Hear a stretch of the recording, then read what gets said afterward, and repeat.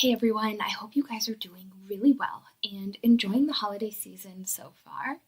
And I am happy to have you guys back listening to another episode of the OT for Life podcast. Today's guest is Jennifer Ogawa. Jennifer is a physical therapist who works for the same regional center that I do, and the two of us actually got to know each other because we shared a couple of the same kiddos and immediately became really, really good friends. In today's episode, we discuss everything early intervention, including the absolute best parts of our job and some of the less glorious parts as well. I'm a huge proponent of interprofessional collaboration, and so having Jennifer join me on the show today was really, really fun. And together we share the perspectives from physical therapy and occupational therapy within the realm of early intervention. If you're interested in occupational therapy, this is the place for you. This show aims to explore our profession by sharing who we are and what we do. Because for us, occupational therapy is more than just a job. Hi, I'm Sarah. Welcome to OT for Life. So, I'm going to put you on the spot. Okay. Why do you think I brought you on this podcast today? Being that it's an occupational therapy podcast. Probably talking about co-treating. Yeah, I don't know. I'm trying to think. Co-treating, just a different view of treating the same patient. I think just coming from a different lens, where we have similar goals, and yet we could also have very different goals, and really kind of having that different perspective of physical therapy, occupational therapy, potentially with the same clients, but a lot of times we will chit-chat about kiddos that neither one of us know. Yes. Just to kind of, hey, I saw this today, like, what's going on? What else could I consider? Or, like, am I missing something? Or is there something that you would be thinking about with this case that I might be missing? Especially if it focuses on mobility, right? Because, like, for me, it's, like, all about mobility and balance. Or yours is, like, it's that, but then it's a little bit of, like, how are they using their hand? How are they, when they start to sit up and hold a toy? I'm not so much focused on what's going on in their hands. Like, okay, can they weight bear on their hand? Can they weight bear on one hand and reach for a toy? So, like, my observation of the child is definitely different than yours. Yeah. Completely. And I feel like I've been saying it for as long as I've known you now. Like, I want to go and just, like, shadow you for a day and get in the mind of Jennifer here and really, like, learn it and try to kind of take in, like, what you're seeing and what you're working on, because I, like, have bits and pieces that I understand, that I've learned, and different techniques, but to really kind of see exactly what it is that you're doing, I think that would be so cool. Right, and it's different. Yeah, it's a different take. So, I want to ask another tough question. Okay. Maybe not a tough question, but we both live in Los Angeles, and because we work in early intervention and home-based, ultimately that means that we drive a lot. How does driving in Los Angeles traffic impact you? Does it impact you?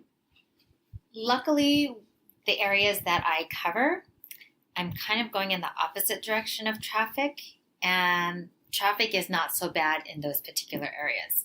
I can take streets to get to my destination within, say, half an hour. I can go from one side of the town to the other and get to a patient within half an hour. The few times where there is an accident on the freeway, then you just kind of have to change your schedule. Just adjust. Call them up. Yes. Hey guys, I'm going to be a couple minutes late. It's out of my control. Yes. So most of the time it works. So I think where I'm at is not so bad. Yeah, I completely agree with you because I get that question all the time. Like, wait a second, you drive all day for work, you live in LA, how? Like, don't you just want to, like, go strangle somebody, at the end of the day? And I'm like, no. I'm typically backwards of traffic. I listen to a lot of podcasts. So I'll just turn one on and I'll just, cruise to my next appointment, and I'll go through, like, I think today I probably did 8 as I was driving around. What would you say that you utilize your time Do you make phone calls? Make phone calls. Listen to music? I actually listen to KNX radio, local news, or NPR. So that's kind of my time since I'm mom and don't get a chance to listen to what I want most of the time. So this is my time. Right. So, I mean, from what it sounds like, it's really not all that bad. It's not. Yeah. If I was in, say, downtown LA, maybe. If I was in Hollywood, then that might be a different story because just getting through a light, I've heard you have to wait maybe 4 or 5, 6 lights in order to get through. So I think for us, we're in a pretty good area. So yeah. So one of the questions I get a lot outside of how do you maintain your sanity as you're driving in Los Angeles is especially going into the homes. What are kind of your go-to materials? What are the items that you bring with you? I think a lot of people, even on like Facebook groups and all of that, it's kind of this question that always pops up. So what's your toolkit? My toolkit. Let's see. I always have a blanket in my car because you never know what kind of household it is. So you always have a blanket. I like the blanket because I can wash it. Mm-hmm. Or I guess you can always have some kind of mat that you can wipe down. Let's see, since we do early intervention, always have rattles, have balls. I have a stool and a table that I bring, kind of a low camping table. So I can either have my kids sit or cruise because lots of our families do not have coffee tables, I realize. So how are we going to work on pull up, crawling, pull up to stand, cruise around a table? So I'll bring a table to work on that. Mm-hmm. Cause and effect toys are really important. So something you can push and something pops up or something musical. Those are probably my number one go-to toys. And I feel like those are things that you can kind of use for anything. You could get a container and have them put them in, take them out, put them on one side, have them rotate to the other, yes. Squat to stand type stuff, like very kind of universal items. Yes. And I think a lot of times people think that you have to have really fancy toys, you have to have all the bells and whistles, you have to constantly be like spending money on buying all these new toys to keep their interest in all of that. And over the years, maybe I've gotten lazy, but I've just realized that it's the simple toys. Beads from 99-cent or dollar store. Like the necklaces? The necklaces. Ah. The only thing is you kind of have to purchase often because the paint starts to kind of come out. So I'm trying to look for a better quality one that doesn't do that. Because I always want to put every toy in your mouth. So I think the other thing is finding things that don't have holes so that it's easy to wash, right? Because a lot of our kiddos are between 0 and 3. They like to put everything in their mouth. So finding something that's easily washable so you prevent spread of germs. So 2 of my favorite go-tos right now would be cones, just like regular cones, and I bring in, a handful of them so we can do like stacking and unstacking, and it's great for like trunk rotation, squat to stand, all of that kind of stuff. Rubber duckies. Yes. Absolutely love my rubber duckies. And then they go great with the cones. You can hide them underneath. You can do like pouring from one to the other, all sorts. And the kids absolutely love them too. So very simple. I think like the cones I got from 99-cent store and the rubber duckies I think I got from like Party City. They were, what do you call that? Party favors. Party favors. Yes. If not, I bought them on Amazon. And then I just had to replace some of them. So yeah, and then I got like a big old bag, 50 of them from Amazon. That's good. Yeah. The other thing to go to is to go to those thrift stores or OfferUp, Let Go, any of those people getting rid of toys. Yeah. I noticed. Yes. You've used OfferUp or what was it OfferUp or Let Go. Never heard of those. You have to write it down. Yeah. I had a patient actually get a gazillion toys from this lady. Her kids were past that age, and so she was just trying to clean out her house. And she got all these great toys. Some of them were the ones that I would bring into the home. So she was excited that, these were good choices of toys. Wow. I mean, I need to do more research on it, but it sounds like this could even be good to refer to the clients too, that don't want to spend a lot of money to buying purchase toys. New toys. Yes, so I tell my families that usually. The other thing was, I think the toys that we bring into the home gives the families ideas of what they can buy. Sometimes I'll just go to Target and I'll buy toys from there that I like, and I'll bring them into the home the next time I go. There's the toy, because they're looking at us as professionals and making a choice of a toy. So it's kind of interesting. Which then poses an interesting predicament, because it's great that they're taking the initiative, they're going to buy the toy, they're seeing the value in it, they like what you've done. Yes. But then it decreases that novelty effect of what you're bringing in. Yes. Right? Exactly. So then I got to think of something else. But then, in the same vein, it also kind of messes with that they should be able to do it, the carryover in home as well. So you get like, I don't know what's better. And so sometimes it could be a little hard because they could be bored with it by the time that they get there. Yes. So it's like a catch-22. Yes. So then I got to think of something else. Right. Exactly. As we were talking about before, we should rotate our toys between other home therapists, and because I get tired of seeing my same toys sometimes. Me too. All the time.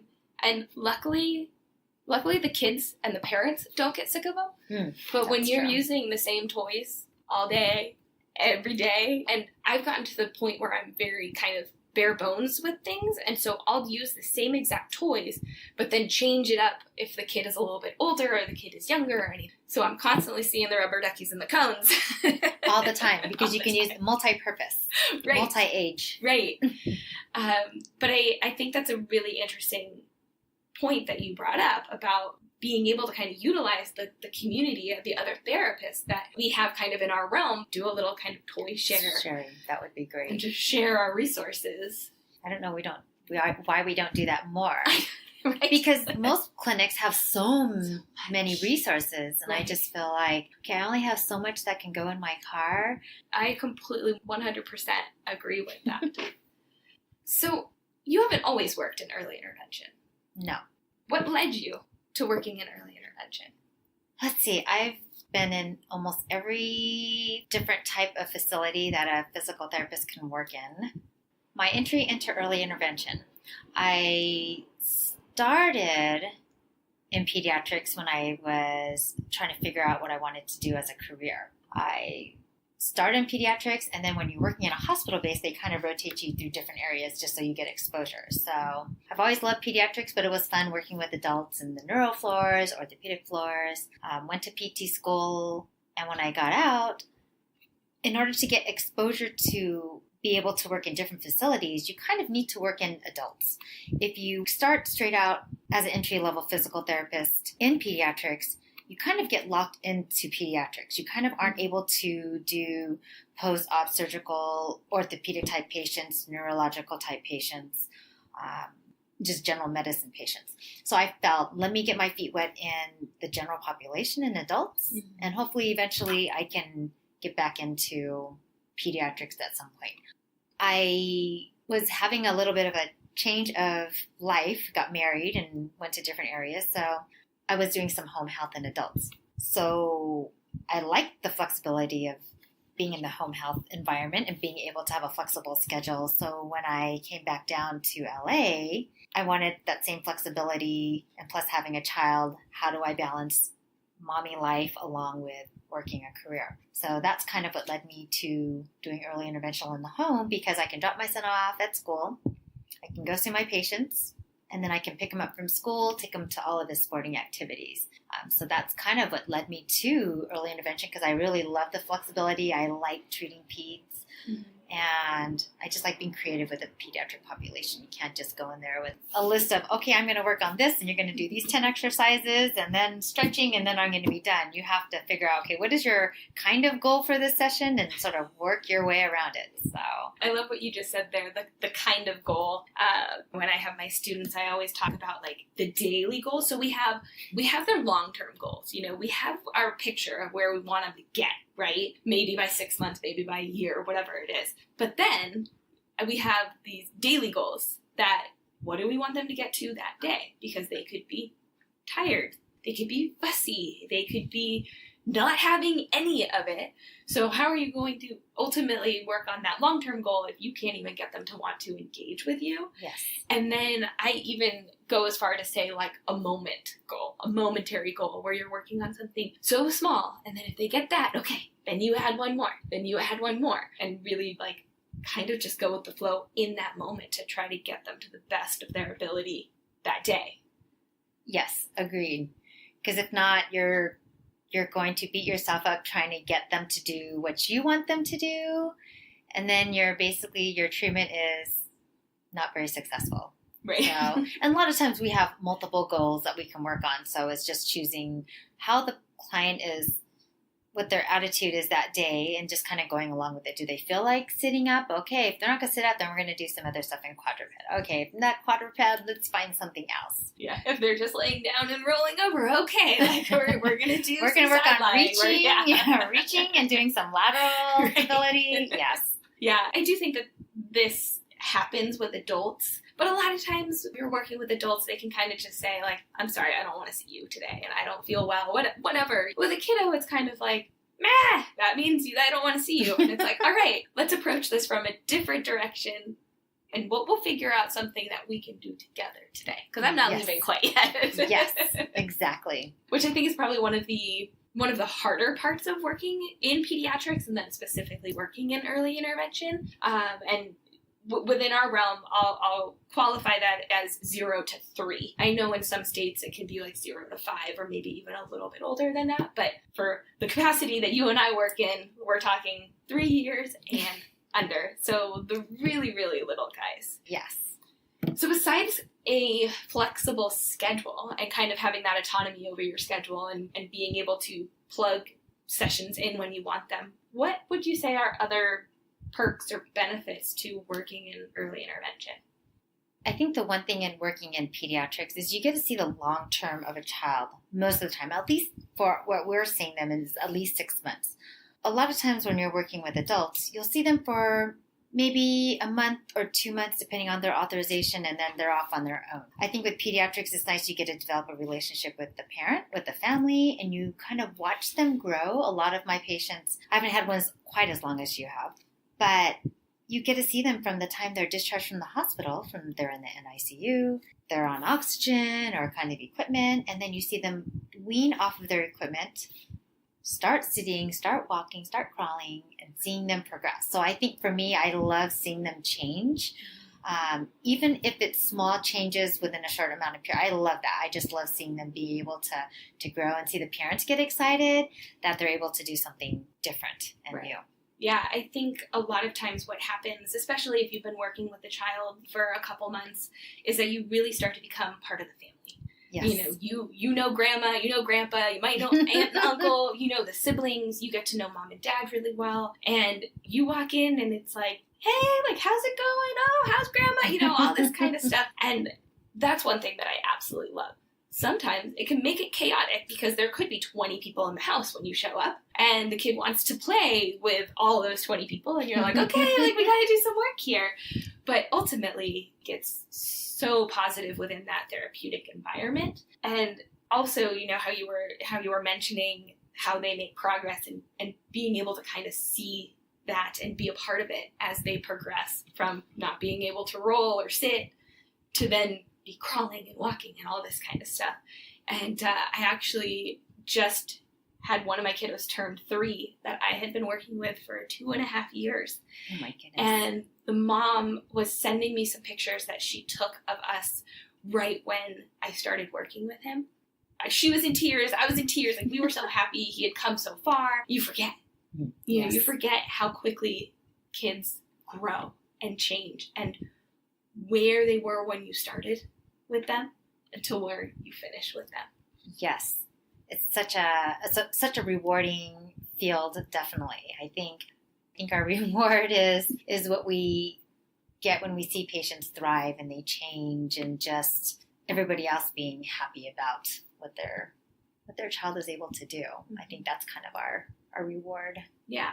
And I think too, especially being in early intervention, a lot of times we are one of the very first therapists that child is working with, that family's been exposed to. Unless they've been in the NICU and they had OT or PT or anything in there, a lot of the times the families come and you're kind of you're on the front lines. Like, you're that first person coming in. And at least for me, like, kind of what I've started to experience and really grown to appreciate is kind of seeing the wheels start to turn, the aha moment of the parents going, so that's what's happening. That's why they can't do X, Y, and Z. That's why they're having difficulty with this skill. And all of a sudden, you're kind of like tuning them in to be able to read the cues of their child a little bit more. And it all just starts to make sense. Yes. That's a great way to put it. Yeah. Any other of your most favorite parts of working in early intervention, home-based? I think the other part of going into a patient's home is being able to take them out of their home. I think showing them that they can use their park. So sometimes I'll meet my patients at the park and show them, because I think a lot of people, germs, right, going out into the park, or they're going to run out into the street. So finding places where or educating the family about places where there's parks that have an enclosed playground, or a playground that's a little bit more accessible for children, that have ramps. I love that, because some of my kiddos that aren't quite ready for stairs, the ramp can be super challenging just on their trunk and stability. So I love being able to take my children out and just exposing them, or just showing them that even simple things, walking on grass, walking up a ramp, the driveway ramp, just simple things that will still work on challenging them that they can do in their everyday life. Because I think a lot of times with adults, you'll teach them an exercise, but then they go home, they don't want to do it. Right. So you have to show them what can be functional. So it's nice being able to show our families what they can do in the home so that they can continue the carryover.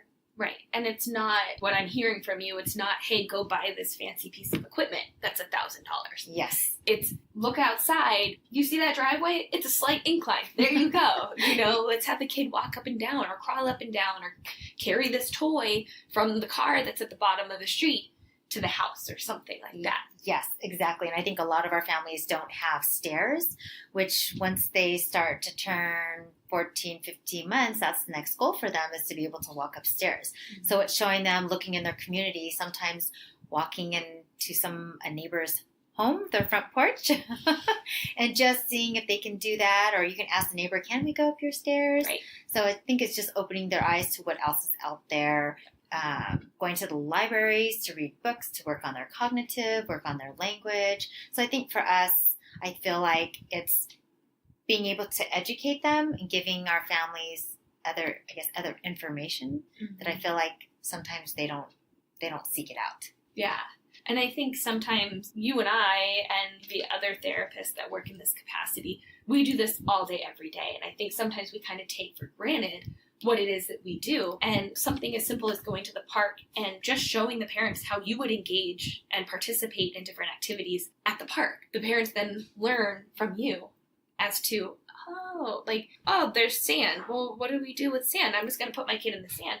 Well, no, let's dig with our hands. Yeah. Let's bring a bucket, let's scoop. Let's dig it into a pile. Let's dig something like that. All of a sudden, it kind of opens up these new ideas for them just through observation, hopefully participating within the session as well. Which is awesome. And I love that you brought that up, because I think a lot of times when the parents are watching us, it looks like we're just playing with them. And so once you start explaining what you're doing with them and how you're actually using the environment for a therapeutic goal, they definitely realize, oh, this is not just play and this isn't just therapy. They're actually getting something out of this. So that's a good point. Yeah. And I think too, I don't know, I should ask, do you have siblings that are typically a part of your session, that are around for your sessions? Sometimes. Okay. And sometimes they can be helpful because they're kind of the ones that are demonstrating. Right. And then other times they're kind of get in the way. No. They're interrupting. They want the attention. Yes. So sometimes when you work with twins, it can be difficult because they're all over everything, and sometimes it's hard to work. Right, especially once they're crawling, stand, pulling to stand, walking. Yes, and then trying to make sure that someone doesn't get hurt. Yes, right. So right. But the reason I brought that up is that's another kind of natural environment thing that, at least for me, I have a lot of parents that will say, I don't know how to handle my 2 kids, my 3 kids, my 5 kids. And so I'm like, all right, well, I'm going to help you give strategies. Bring them in. And I'm going to conduct my session working with my client, but I'm going to be addressing the group as a whole. And then the parents actually then learn from that how to facilitate them taking turns, modeling if it's an older kiddo that's modeling for the client. And then also potentially having the sibling help the child that we're working with. Oh, instead of using that word for them, instead of picking that toy up, ask them if this is what they want. Have them crawl over or walk over to get it from you. So then all of a sudden you're educating the parents, you're also educating the sibling to get them to carry over the treatment as well. That is very good. I don't think I've really done that, actually. So that's a good thing for me to start doing. I do it all the time, especially when there's like older siblings that are, I'd say maybe 7, 8, 9 years old and older, where they kind of have that that helping nature. They see that they want to help their brother or their sister. So many times I'll be like, okay, this is what we're doing. Sit down. You are now the teacher today. And I'll just kind of facilitate the session on how I want it. Wow, that's really good. I've never thought about that. That's a good treatment strategy. Learn something new every day. I do. That's what the one negative thing or con about doing in-home treatment is you don't get the camaraderie with other therapists to see what's going on or to be able to ask questions about. So I think it's really nice that you and I are able to just pick up the phone and call each other and ask questions about something we're not sure about. But it is, I definitely miss the clinic setting of being able to see somebody else's treatment, somebody else's strategy, somebody else's words. Right. Yeah, I feel like I've been practicing for almost 10 years. How long have you been in the field?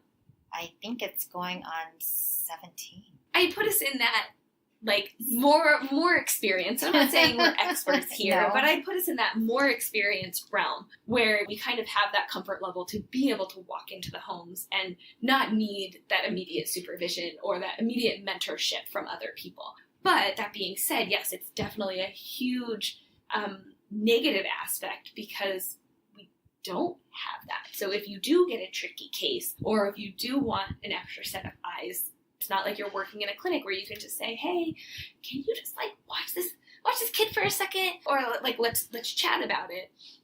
And so I think it's a negative aspect, but I also think there's plenty of ways to kind of combat that, especially with the use of technology, social media groups. Like there's a lot of Facebook groups that I know that I'm a part of, and people are constantly asking about cases and asking questions. And they can be specific to pediatrics, early intervention, school-based, hospital-based, whatever. Like you can have really, really, really specific kind of areas that these groups will focus on. And so I know for me, that's one of the ways that I kind of stay in touch and I kind of have that community around me. But then I love the fact that you and I have connected and are able to really collaborate with one another, even if it is a kid that you don't work with or one of yours that I don't work with, something like that. Yes. I think when we co-treated with that one client, it was so great. I mean, just to see somebody else's take on the child, a different treatment technique, a different just strategy to get them to participate, I guess I would say. Right. So yeah, I definitely miss that. So I really like co-treating if I can. No, right? Yeah, it's fascinating just to get that different perspective. And I think it's really unfortunate that within early intervention, specifically where we are in our state, that the collaborating, the co-treating model is not well not established. Encouraged. Yeah, yes, encouraged. Yes. Because I think that there's so much benefit for the kid, for the family, for the therapist as well, to be able to do that. Yes. Change that. Yes. What other negatives or maybe less than positive aspects would you say you encounter going into the homes and working with this population? I think sometimes I wish I had a trailer that I can pull in my car and put, swings, a slide, something, a rock wall, just to challenge my kiddos a little bit more. I think a lot of times the homes are not facilitating a good working environment for the child. So there's no coffee table, or there's only one couch. There's nothing else in the room. They don't have very many toys. So sometimes just being creative, using an old coffee can, put some beans in as a shaker. So just being really creative. But sometimes I just feel like I want to challenge my child a little bit more, but their home environment does not allow that.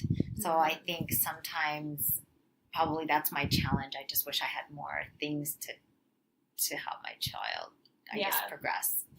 I think it really makes you have to think and work, put some brain power into your treatment sessions, especially once they get to that older and more mobile phase. Yes. And yeah, I mean, that's definitely difficult. Or like if you're even trying to work like pull to stand and the couch is huge, and it's not conducive for them to be able to reach it when they're sitting. You're just like, okay, now what? And that is very difficult. But then again, it's like we're going into the home and utilizing what they have. And I think that goes back to like going to the parks and using things out in the community that would be easily accessible for them. That's a tough one. Yes. That's a tough one. So negatives. I don't know. I think I can't think of any other negatives. I have one. I'm going to say weather. That? Oh my gosh. Yeah, now that it's blazing hot over here and yeah. The winter typically isn't too bad because we don't really get too much rain. Usually we can park close enough, so even if it is raining, it's fine. But I feel like the summer, and especially because this last couple of weeks we've been going through this massive heat wave, that the weather and the climate has really been impacting how I operate, how my kiddos are functioning, how the families are functioning, and that can have a huge detriment to the sessions because it's just so hot. And a lot of families don't have air conditioning. My house doesn't have air conditioning. So. Or they just have fans. But sometimes it's so hot in their house. I'm sweating. The child is hot. And they don't want to do very much. Oh, yes. It can be very difficult. Right. Yes. Thinking of how easy people in a clinic have it. Yes. Air conditioning, they have a bathroom, they have all the toys. Yes. Oh, that's why the bathroom. Stopping in the community, looking for a community bathroom if you don't want to use your patient's home's bathroom. So yeah, I think that's another challenge, is finding places to stop. Sometimes what I figured out now, when I just want to have a break, maybe an hour break, I'll try to find a local library. Yep. Free air conditioning. I can sit down. I don't have to buy anything. And they have a bathroom. So, yes. And it's quiet. Yes. And most of them have Wi-Fi, which is important. Yes, except you have to sign up for their city community library. Oh, yes. So you got to sign up for a card. That's all. Oh. Yeah, well, I mean, if you're going there enough, then it could potentially be worth it. Worth it, yes. But yeah, that's something I joke about all the time, that I could tell you like where any coffee shop is within the certain areas that I travel to, because I either need a quick pick-me-up or a bathroom or snack or something like that. And so it's like, oh, I'm in this area? Oh, we'll go right here. We'll detour, here we go. Yes, I've learned right away which gas station to never, ever, ever stop at. Yeah, that too. But I think even though we're highlighting some of the negative parts of working in home-based early intervention, we're also finding ourselves kind of giggling at this because they're not that bad. We have strategies. We kind of figure out how to make it work, how to make accommodations. And I know for me, working in a clinic, I would just get bored. I love the fact that early intervention and going into the homes, every day is different. Yes. Every day. Yes. I think I like working in a clinic, but I just love the flexibility. I like making my own schedule, even though I guess if I was working in a clinic, you're still going to have the same schedule. Mm-hmm. But I can still take the time, the 5 minutes before I go into a patient's home, to just either finish a note or eat a snack or talk on the phone for 5 minutes just to get a break. But I feel like in the clinic, you're not really allowed that, because you shouldn't be talking on the phone. You shouldn't be eating, or you shouldn't be doing this. So I feel like I like the autonomy of just being able to do our own schedule. Yeah, I think that is so huge. If you want to front load your schedule and see 12 clients in one day, back to back to back, and then not work the rest of the week, you can do that. Yes. Or if you only want to work from 8 to 12, 3 days a week, you can do that. Yes. You can kind of schedule in breaks within your day if you need to work on a report, or if you need to contact a caseworker, or reach out to another therapist that you want to chat with, and anything like that. But one of the downsides, I'd say, kind of in that same vein, I'm doing a lot of like, things are good, but there's also bad things here, is that for me, especially because like I don't have kids or anything, so I don't have other time constraints within my day. A lot of times I'll find myself overbooking and completely doing way too much than I can really even handle. But caseworker calls me up and is like, hey, I got this kid. Can you do this eval? Sure. Yeah, I have 2 hours this one day. Why not? I'll squeeze you in. And that can be kind of hard in order to manage your time. Yes. I think with home health, the amount of clients that you see is the amount of money you're going to make. So when you realize, well, if I see another client, I make more money, you kind of push yourself, but then you are kind of kicking yourself later because now you still have paperwork to do after you get home. So if you worked in a clinic, you work from 8 to 5. When you come home, you're done. You don't have any paperwork to do. Most of the time with home health, we're kind of sitting, doing charting, trying to make sure everything's caught up, or getting ready for the client the next day. So I feel like we spend a lot of extra downtime trying to manage our schedule, where everywhere else you don't have to do that so much. Right, because you might potentially have a team or one person that's handling the scheduling, that's handling the billing, yes, that's handling kind of all of that admin work. Where we are the admin, we are the billing, we are the... So yeah, and so the only person we can get mad at is ourselves. So I think for this job, you're kind of, you're independent, and so you're creating your own stressors. So trying to figure out ways to make things easier. Yeah. So I think it's kind of learn as you go. Don't schedule them so close together, or give yourself some time, or schedule everybody close but end early so you can finish your paperwork. So I think it's just managing your time, unfortunately, which I'm not good at. Right. Yeah, me neither. I'm working on it. But I think the other thing too is like, if you have some very maybe physically challenging kiddos where you're doing a lot of physical work, or maybe it's a house that tends to be warmer, anything that's more kind of taxing on your body, also learning to either schedule some less physically challenging kids, or allowing yourself a break after that, so then your body doesn't kind of get mad at you. Yes, no, that is a good point. Sometimes I'll look at my schedule, because I'll schedule hard with kind of easier type patients. Mm-hmm. Sometimes behavior is kind of the challenge too, and so sometimes you're like, it's difficult, trying to, because you never know what you're going to walk into. So as the pro of having a flexibility and not knowing what you're going to walk into, but then the stress of, this child is so hard to get him to do certain activities. How can I, get him to better participate? So, yeah. But that's a good idea. I never thought about actually moving up. I kind of do it not thinking about it. Do you have any strategies of how you schedule your day and also manage your time? Not really. I give myself about a half an hour between clients, so I can drive to the client's house, regardless of where they're at. And either if I get there early, I have time to chart and catch up on paperwork.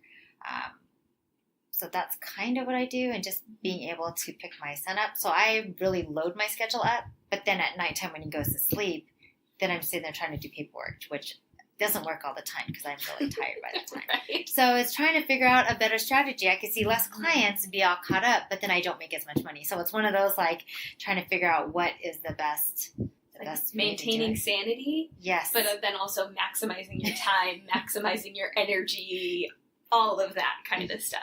Yes. Yeah. And I think too, because I should say both of us, we drive to kind of different areas. We're not just in like one zip code. Yes. We're not just within a 5-mile radius of our house, which would be great, but not feasible. So I know for me, I will try to schedule kiddos back to back within that same area. So I'm not going from one to the other and then back to where I just came from. Of course, some days it happens that way because you got to get them in. Yes, and scheduling just doesn't permit. Scheduling. I know. Scheduling. One of my least favorite things ever to do. Yes. That would probably be one of the cons, probably, is scheduling, is you try to keep everybody in the same area, but it just never works. Right. And if we want to be flexible with giving some of the service coordinators times for evals, you never know where they're going to be. So, unfortunately, I just allow half an hour. It usually takes about half an hour to get from one house to the other, maximally. So, wow. Oh, but, see, I'm not like 10 minutes. I wish door it could be to door. I wish it could be 10 Try. minutes. I know. And then if I'm going to a further area, then I'll allow for 30 minutes or whatever else that it is that I need. But I try to get them as close to like 10 to 15 minutes away that I can make it work. Oh, that's good. I just allow my half an hour because then if I get done early, not done early, but if I have a little bit of time because the patient lives close, then I can run an errand. So I like that flexibility of being able to go to the grocery store and buy a couple things, or go to the post office, or so just being able to squeeze that into my schedule is always nice. Kind of a mind break also. Let's see. Do you have a funny story to tell by chance? You're like chock full of stories. Let's see, a funny story. So I was treating a child in their home. We were on the floor. I happened to have my shoes on. It's not the cleanest of all houses, but I happen to have my shoe on. And as I'm treating the child, the mother proceeds to tell me, I'm going to use your shoe. She takes my shoe off, and she whacks the floor and kills a spider. And then she left my shoe on the floor. That was it. That was an interesting situation. Thank goodness it wasn't a cockroach or some big insect. The spider, okay. But yeah, and then I gotta kill that spider before it gets to your bag. So she actually took your shoe off of your foot. Yes. She slipped my That shoe makes off. it even better. Yes, and she killed the spider. That was interesting. Oh my gosh, as you were starting to tell that story, I was really trying my best not to laugh through the whole thing. Because, I mean, that is something, well, not that specifically, but there are things that happen on a daily basis that are things that you're like, what just happened? Did that really just happen? Did I see that? Did I just, like, make that up? Yes, we have some interesting clients that we've had. We probably can share, but I don't know if we want to share them on the podcast. I have had parents take their shoes. I've never had a parent take my shoe off, but typically I have already taken my shoes off. Yeah. Oh, I don't even know what I would do in that situation. I mean, I'd be glad that the spider's no longer there. But yes, that didn't go crawling in my bag. Yeah. I guess maybe some of our homes, I saw a progression of cockroaches as I was sitting there. Saw a little itty baby one, so I killed it with my finger because it's little. I had a client one time. I was sitting there. I was on the floor, and I'm working with the child. And I was cross-legged, I should say that. And all of a sudden, the kid was looking at me, and all of a sudden the kid just goes, "Cucaracha!" And I was like, "Huh?" And I looked down, and there's a cockroach that's just kind of crawling right underneath my left knee. And I was just like, "Ah!" And I totally like freaked out. And the kid, 2.5, just grabbed the shoe. Okay. All right. I guess this must be a familiar situation. Yes. And as I'm freaking out, the kid's just like, I see this all the time. I got it. No big deal. Oh, that was definitely an interesting one that happened there. I think after this, nobody's going to want to go into home health because they're going to be so afraid. Yeah, But the amount of homes that's like that is, right. is very small. But we always remember those stories, unfortunately, right? We do. We do. Well, yeah, because, you're rarely going to report, I had a fantastic session today. The kid did everything that I want. They made all this progress and everything was perfect, right? It's like traveling. When you go on a trip, you don't talk about how you show up to the airport, your flight was on time, you made your bus, your train, your Airbnb was beautiful, and that your trip was amazing. I mean, you could say that your trip was amazing, but typically you're talking about the stories that you missed your bus, your flight was delayed 10 hours, your Airbnb was a mess, or, you know, hotel, whatever it was. Like, those are the stories that you're going to share with people. Those are the interesting, those add character. And I hope, I hope the point, or I hope one of the take-home points of this podcast with you is not to deter people from early intervention and home health, I should say, just in general, but it's to really kind of understand the truth and the expectations. Because I think unless you are a student that had some sort of exposure to this realm, a lot of people don't really know what it entails until they're in it. Yes. And being able to talk about the pros and the cons and really just kind of shed some light, because I get a lot of questions from people that are just curious of what it looks like. And I think whenever I have students, I'll always do like an initial meeting. So it's not even like their first day. This happens before that. And I have my little run through of what to expect. Lots of driving, lots of time in the car, lots of time with me. They got to get along with me. Going into houses that could be really hot, really cold, maybe not as clean, not a lot of toys, or, you know what, we haven't even talked about this, too many. Many toys, yes. Where you have no space to work. And really kind of just say, this is what to expect. We're also working with different cultures, different religions, different holidays that they follow, different observances.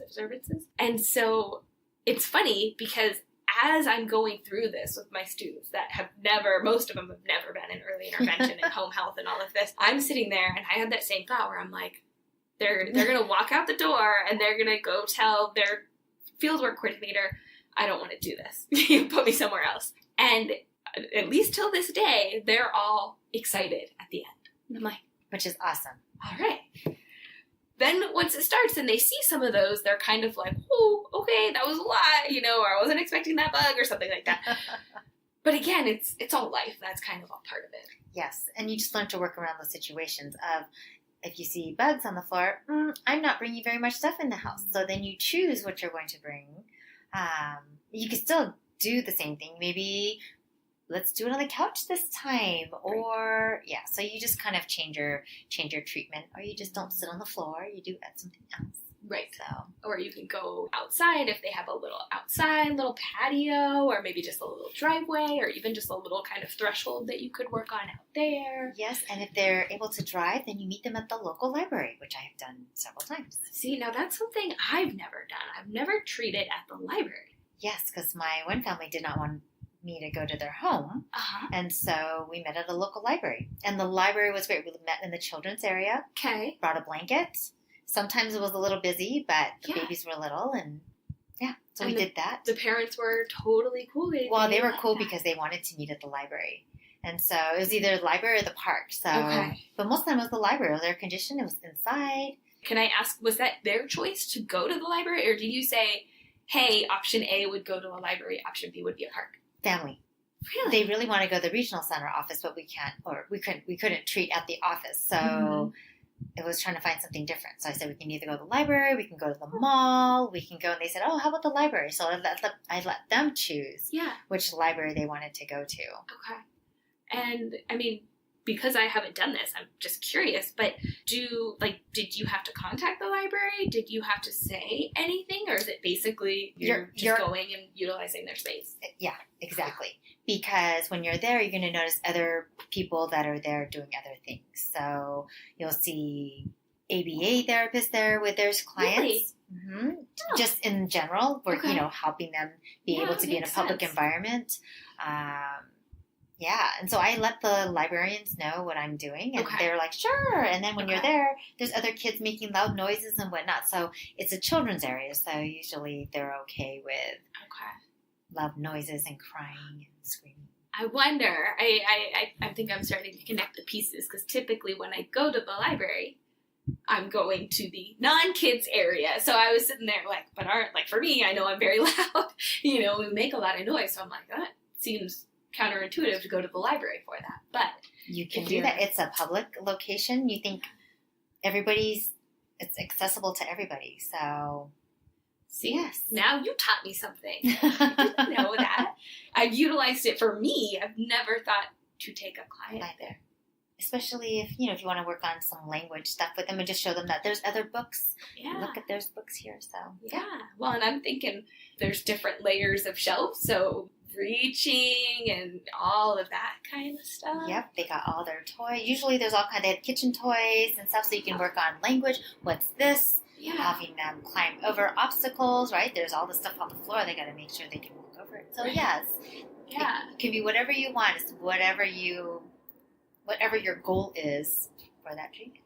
Options are endless. Yes. So I'm curious. I'd love to know a little bit about how you balance and how you kind of manage being a pediatric physical therapist and also having a kid of your own. And do you find that your worlds blend a lot? Are you able to kind of keep work at work and home life at home life? Where, like, what? I don't know. How does that work? And I'm asking because I don't have kids, so I'm just curious. You probably don't even need to have a child, but as a pediatric therapist or just even as a physical therapist, when you see people walking around, and I think for us, we're really into mobility and looking at a person's posture, the way they move. I think it's with anybody. They just pop out at me. I could see abnormalities right away. You always wonder, are they getting intervention? You sometimes want to open your mouth and say, oh, are they getting there? Or, oh, he's having a hard time with this. Or because you want to offer your services, you want them, or just give them education about it. So separating lives, I think work for me is work. My son is in elementary school, so for me it's different since I'm doing early intervention. So I don't. Were you doing early intervention when he was that age, or no? I was actually doing the whole realm of pediatric. So yeah, I was working from like basically 0 to like 18. Okay. So I saw more your severely involved child, which was different than typical child you have at home necessarily. Right. So like some sort of like kind of state-run disability center, ish population. Okay. Yes. Okay. So I don't think I necessarily, it was easy for me to separate. I think when my son was young, you're doing all the developmental stuff and making sure he's able to crawl and walk and do everything on time if they can. But I feel like I could separate, but in my just daily life, I noticed lots of toe walkers or just different abnormalities, and I want to go over there and just like make sure that they're getting intervention and getting help. And I think that's my thing is, if they're not getting help, giving them resources, that there are places that they can get help from. I don't necessarily push it. I just want to make sure people are getting help if they need it. Right. And I think that's a really interesting point that you brought up, because especially across the board of rehabilitation, we have this knowledge base, right? But especially within the population that we're working with, the really, really little guys, a lot of times it could be new parents, young parents, firstborns, where they don't know a lot about child development. And again, we can kind of be the first people that are going in, and it can be a really touchy subject. Yes. And I think, and I'm curious your take on it, because a lot of times I've kind of experienced with even people that I know, they're not within my therapy world, but friends, maybe family members, that kind of stuff. When they hear occupational therapist, they think automatically that I work with like the most severe of the severe. Oh, interesting. Wheelchair bound, nonverbal. They get this kind of classic picture of who I work with. And they don't necessarily know that a lot of the kids that I work with are typical. Yes. They might have just had a rough start to life. They were in the NICU. They were born prematurely, anything like that. And so what I found is that sometimes if I make a recommendation or if I say something about a child, they're like, oh my gosh, what are you saying? There's something wrong with my kid. That they have a hard time processing that I'm giving a developmental approach of, I'd say this to any kid, they automatically think that I'm saying that something's wrong with their kid. Have you felt anything similar? Along those lines, sometimes when they're not quite on board with behaviors, I think a lot of it is educating the family that just because a child gets labeled with a diagnosis doesn't mean that that's the end all. I think a lot of it is, if your child gets labeled a diagnosis, there are so many more doors that will open for them. And I think for me, it's educating them that they're there to help you and to help the child be able to get better. So I feel like sometimes when they're kind of resistant, it's me educating them like, it's okay, but there's so many, you can get behavior, or you can get OT, PT, speech, and different things to help them. So sometimes when they're globally delayed, we'll recommend a center-based program where they get all 3 services. So sometimes they get concerned, oh my gosh, they're so behind, why?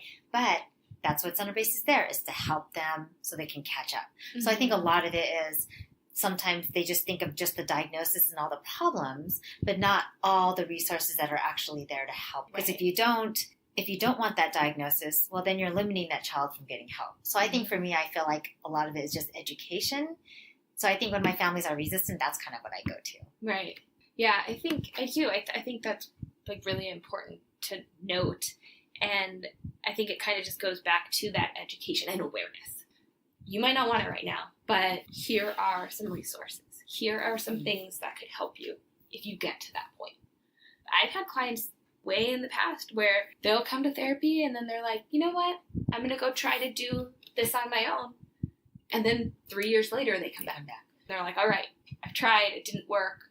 I want to try your way, something like that. So really just kind of being that resource, being that connection of like, these are things that are options. These are possibilities. Yes. And then when they're ready, then they'll be accepting to it, like you were saying. But I think you can't push a parent. So it's just educating them with anybody, right? So yeah. And then kind of waiting for them to either reach that breaking point or kind of come to terms with like, all right, okay, I think I'm ready for that. Actually, I have a client that I had. Mom was not open to his particular diagnosis. I recommend center-based. She was kind of resistant, but I kept encouraging her. It's a really good program. It'll help him in all of his different areas. Okay. She took him to the program. She was kind of resistant still, but I saw her about 6 months later, and she was so appreciative of just the recommendation, the referral, all the help that she's getting. She definitely sees the problem now where she wasn't really seeing it before. Yeah. So for me, I'm glad that she finally was accepting of it, even though it took a little bit of time. And I think that just kind of goes to utilizing your clinical skills and your clinical opinion, and also having that experience of like, I've had 100 kids that I've referred to center-based, or that have been similar, that have gotten ABA, or that have needed something else, that you can be like, hey, in my experience, this is what I've seen. The parents have really liked it. The kids have blossomed. Kind of give them that this is a really good option for when you're ready. Yes, no, those are good. Those are good tools. Yeah. I think in this field that we're in specifically, you kind of have to have experience going into it. I think it's definitely really hard if you're entry level. I think for me, I've had so much experience in everything that I think when I go into a home, I sometimes feel like, I feel like the patient is lucky because I have so much more knowledge and resources that I can share with them to help their child. So I think I feel glad that I'm able to have had all that experience. So I think as a new grad going into it, I think just trying to get your feet wet into different areas. If you're going to stick in pediatrics, go into the hospitals for a little bit. Go into your schools. Go into different areas so that when you finally do go into early intervention in the home, you have a bag of tricks and a bag of knowledge to help the child. Right. Yeah, I have 2 things that you just kind of made me think about. The first thing is having experience working with adults. I can't tell you how many times I've gone in to work with a child and then the mom is complaining about wrist pain, back pain, knee pain, whatever it is. All of a sudden, I'm working with the child, but I'm giving mom or dad some strategies to address whatever it is that they have going on, or giving them resources. Literally yesterday I was talking about paraffin to one of the parents because they were talking about having pain and arthritis in their hands, and I was like, this would be super easy for you to do. And she has a very intricate job where she does a lot of things with her hands and a lot of very small movements. Oh, interesting. Yeah. Actually, I just had one talking about that. She was complaining of back pain. She was getting pain radiating down her leg. Mm-hmm. She didn't go to a therapist, anything yet. It was something she got from work. And so I said, maybe you might want to go through workers' comp. But I just gave her some strategies to start with. And the next time I went to go see her daughter, Mom said she felt so much better. She's able to sleep. So it was just nice being able to take my adult experience, be able to help her. Yeah. And I think something that is often overlooked is how the parents' roles and responsibilities change when they have a child. All of a sudden, they're carrying something in their arms. They're holding something on their hips. They're bending over to change a diaper to pick their kid up off the floor. And all of these, I don't know if you want to call them ailments or problems, can happen because all of a sudden now the parents are kind of putting their bodies in different positions that they're not used to, or maybe just hadn't if they really hadn't been around young kids before. I know a lot of the moms, they'll get carpal tunnel when they're pregnant, or afterwards when they're carrying the car seat or anything like that, where they start to get kind of wrist issues and all of that. And it's extremely common. And so to be able to kind of pull from, even though we're not in the adult world anymore, pulling little bits and pieces of our experience in the past to help them out. Which is awesome, because it just shows that we can treat other things, and that we're not just pediatric therapists, that we're looking at the whole body and being able to help them. Right. Yeah, I think I was listening to a podcast the other day, and they were talking about not specifically saying what it is that you are. So what I mean by that is not calling yourself a pediatric physical therapist or a pediatric occupational therapist. And I still do it. I'm trying to work on it, but they're saying you are a physical therapist who works in pediatrics, or an occupational therapist that works with adults, works with geriatrics, something like that, and not delineating that you are specifically pediatrics. You are kind of that overarching, all-encompassing OT, PT. Which actually makes more sense, because technically we could treat basically every population, just that we sort of specialize into different areas. So that is really interesting. Yeah. I just thought it was a cool way to frame it that I really hadn't thought about, because I always would just say, oh, I'm a pediatric occupational therapist, so then people understand she's an OT, works in kids. But then I was like, but I can work with adults. I can work here, so... Interesting. I know, right? I had one more thing. I wanted to kind of jump back into what you were talking about before we got off on this tangent, but talking about getting into the field of early intervention. And I was just curious if you had any advice for somebody who might be interested, maybe after our conversation. They could be listening right now. Any kind of tips or any sort of advice for them of how they could get involved or get into early intervention, or maybe ease the transition getting into it? You kind of have to like babies and kids. I think getting exposure either through hospitals, I think that would probably be the number one thing. Getting into the hospital, because a lot of our kiddos are kind of fragile, and they come from the NICU. And I think either working in pediatrics or working in the NICU, where you understand all the medical background terminology. So when you are in the home, you understand that portion of it. Sometimes you'll get your clients that have vents, they're on G tubes and NG tubes, oxygen. So being able to not be afraid of that. So I think having inpatient experience, is important. And since we're doing early intervention, 0 to 3. So then I would say, for me, working in the local, I shouldn't say local, but I think of state medical children's services, where they have therapy sites on the school grounds that treat children with more severe disabilities and certain diagnoses. I think that was kind of a nice way because our kiddos that fit into certain diagnoses can get referred there for further therapy. So I think having that knowledge base of where children can go to after you're treating them. So a lot of them refer after they turn 3, they're going to go to the school district. So kind of getting educated. What does the school environment look like? Or if they're going to need specialty services, wheelchairs, special type of seating systems, being able to work in an environment where you understand more about that. Maybe working with an orthotist to see braces and stuff so you can give good recommendations.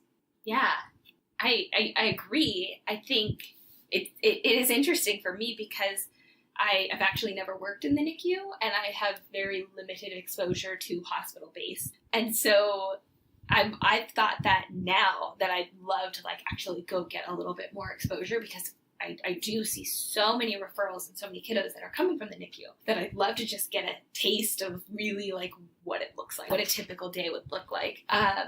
But I think knowing kind of where the kiddos are coming from and then where they're going to go afterwards is extremely important. So then you can help the families with that transition. I've had families that have had negative experiences with therapists in the NICU and they don't want to see me. And now all of a sudden I'm like, all right, well, your kid needs therapy. We got to become friends. And I have to get them to believe and buy into the therapy so their kid can make progress. And that is definitely a big challenge. And then part of another thing that I find that I've done is help families with the transition into the school district, going through the IEP, going through transitioning services from early intervention, early start to the school and all of that. So really kind of being that liaison between the before and the after as well. And I think it's important because then you can give them tips. A lot of when you go through an IEP, I always tell my families, you need to rally, stay strong. Sometimes they don't want to give you all the therapy, but speak up. I think that's a lot of it is speak up. Don't just always let everybody else tell you what to do. This is for your child. You're speaking up for them. I think the other thing that's good about just having experience before you get into early intervention is it builds your confidence. You are going into their home. You're all by yourself. You're not backed up by a hospital or a clinic to show what you know and what your experience is. So I feel that when you have experience going in, you're more confident. And it just shows when the parent is talking with you. Mm-hmm. So I might add to, I loved your points of knowing before and knowing after, but then also maybe gaining some experience working with that population. Yes. Maybe shadowing other therapists that have been working, in early intervention to really start to pick up those ideas. But then also I think just not be afraid to reach out to them as you start. Hey, I got this new case, walk me through it. Or I have this question, am I in the right line or should I be thinking about something else right now? Got it. And I think that's hard to do because that really takes some initiative on your part. But I can see that being extremely beneficial. And even if it's not somebody in your profession, maybe if it is a PT, an OT, or speech, or somebody else, but that has that experience already. Yes, using your resources, that's key. I think that's our theme. Use your resources, themes. And it's true. Yeah, it's true. You just have to network and meeting you, who's an occupational therapist and speech therapist I've happened to sort of co-treat with, which is great. So it's just reaching out to your resources. Yeah. Well, Jennifer, this has been a lot of fun. Yes. This is my first podcast, so this is very interesting. Yeah. Well, I have to thank you so much for coming on the show and talking with us today and giving us your perspective of physical therapy and early intervention. And yeah, thank you so much for being here. You're welcome. Thanks for your interest. Hey, before you go, I just wanted to say thanks for listening to today's episode. If you want to further the discussion, go to our website, otforlife.com, and join our Facebook group. If you like us, here are 3 easy ways to let us know. 1. Share our podcast with a friend, colleague, or anyone interested in occupational therapy. 2. Leave us a review on iTunes or anywhere this podcast is found. 3. Subscribe to us so you don't miss out on any upcoming episodes. Thanks again. We'll catch you next time, OT for Lifers.